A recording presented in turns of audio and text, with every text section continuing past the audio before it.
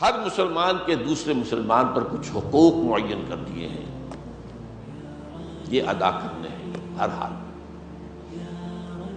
یہ جو ہے حضرت علی رضی اللہ تعالیٰ عنہ سے یہ حدیث ہے جو میں اب آپ کو سنا رہا ہوں۔ قال قال رسول اللہ صلی اللہ علیہ وسلم للمسلم علی المسلم ستۃ، ہر مسلمان کے ہر دوسرے مسلمان پر 6 حق ہیں۔ یہ عوامیت جو ہے نا، عمومیت، اس کو ذہن میں رکھیے، عامتہم اسی سے لفظ عموم ہے۔ یسلم علیہ اذا لقیہ، جب ملاقات ہو سلام کرے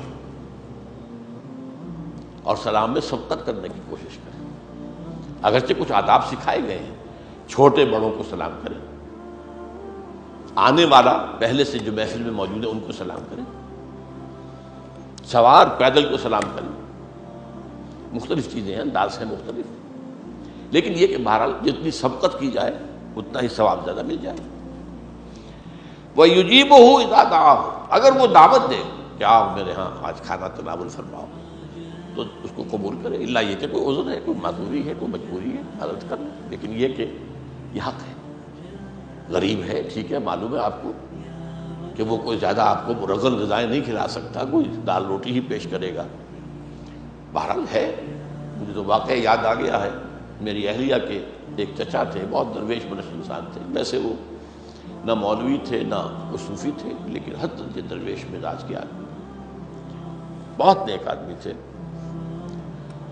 انہوں نے وہ ایک اچھے پوسٹ پر تھے، سپرنٹینڈنٹ ٹائپ جو ہے کسی محکمے میں، اپنے چپراسی سے کہا ایک دن کہ آج روزہ میرے ساتھ افطار کرنا۔ وہ بڑا خوش ہوا کہ آج ان کے ہاں میں افطار کروں گا، کچھ ملے گا۔ وہاں گیا تو بیٹھا ہوا ہے، وہ بھی بیٹھے ہوئے، یہ دیکھ رہا کوئی آمد نہیں، کوئی کھانا نہیں چنا گیا، کوئی شے نہیں، کوئی افطاری نہیں آئی۔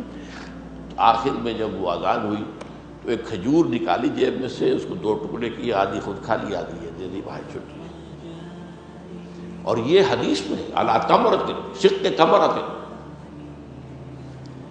کھجور کے ٹکڑے پر بھی افطار کرانا جائے، یہ ہے حدیث کے الفاظ۔ اور یہ کہ بعض اوقات جہاں پانی نہایت کمیاب ہوتا ہے تو پانی ہی اگر مہیا کر دیا جائے پینے کے لیے، روزہ افطار کرنے کے لیے کسی، لیکن یہ نہیں ہے کہ آپ تو خود تو روزہ افطار کرتے ہو شربت روح افزا سے اور کسی کو سادہ پانی سے کروائے، تو یہ تو ٹھیک نہیں ہے۔ لیکن یہ کہ بہرحال یہ تو جب دعوت دے بلائے تو آئے۔ وَيُشَمِّتْهُ إِذَا عَطَسَ، جب چھینک آئے تو پھر اس کو یرحمک اللہ، یہ کہنا جو ہے یہ حق ہے اس کا، اس کے لیے دعا کرنا، اللہ تعالیٰ آپ پر رحم فرمائے۔ چھینک ظاہر بات ہے کہ کسی اریٹیشن کا نتیجہ ہے، ناک کے اندر کوئی اریٹیشن ہوئی ہے، یہ زکام کا آغاز بھی ہو سکتا ہے، لیکن یہ کہ بہرحال اس کو کہنا کہ اللہ تعالیٰ آپ پر رحمت فرمائے، یرحمک اللہ۔ اور اس پر مزید آتا ہے کہ پھر وہ شخص کہے بارک اللہ، یہ کیا الفاظ میں ہے، یرحمک اللہ، یہدیک اللہ، یہدیکم اللہ، اللہ تعالیٰ تمہیں ہدایت دے۔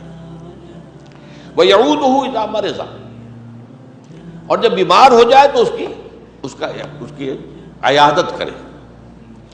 وَيَتْبَعُ جَنَازَتَهُ إِذَا مَاتَ، اور جب مر جائے تو اس کے جنازے کی پیروی کرے، اس کے ساتھ چلے۔